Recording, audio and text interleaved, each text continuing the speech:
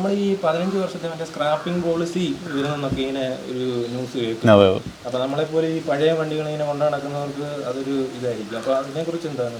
അപ്പോൾ നമ്മൾ അങ്ങനെ വന്നു കഴിഞ്ഞാൽ ഏറ്റവും ബെസ്റ്റായിട്ട് പണിത് അവർക്ക് വേണ്ട രീതിയിൽ നമ്മൾ പണിത് കൊണ്ടുവന്ന് കാണിക്കും. അവരെ എത്രത്തോളം അത് എന്നാ നിലവിൽ വരുമെന്നും എത്രത്തോളം അത് പ്രാക്ടിക്കലാണെന്നും പറയാൻ പറ്റത്തില്ല. ഇതുപോലെ ഹൈ റേഞ്ച് മേഖലകളിൽ ജീപ്പിനെ ആശ്രയിക്കുന്ന ഒത്തിരി ആൾക്കാരുണ്ട്.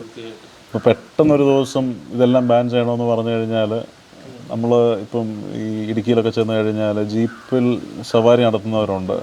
ആൾക്കാരെയൊക്കെ പ്രദേശങ്ങളിലോട്ടൊക്കെ കൊണ്ടുവന്ന് ജീപ്പേലും മെയിനായിട്ട് ഈ തോട്ടം മേഖലകളിലൊക്കെ ജീപ്പ് ഉപയോഗിക്കുന്നവരുണ്ട്. പെട്ടെന്നൊരു ദിവസം ഇത് നിർത്തണമെന്ന് പറഞ്ഞാൽ നമ്മൾ 10-17 ലക്ഷം രൂപയുടെ ഇതിൻ്റെ പർപ്പസ്, ജീപ്പിൻ്റെ പർപ്പസ് ജീപ്പ് കൊണ്ട് മാത്രമേ പറ്റത്തുള്ളൂ. ഇത് നമുക്ക് ബെസ്റ്റായിട്ട് നമുക്ക് പണിയാവുന്ന രീതിയിൽ അവർക്ക് എങ്ങനെയാണ് വേണ്ടത് ആ രീതി നമ്മൾ പണിത് അവരുടെ നോംസിന് എന്നാ കേപ്പബിൾ ആക്കുന്ന പോലെ നമുക്ക് വേണേൽ പണിത് അവരെ കാണിക്കാം.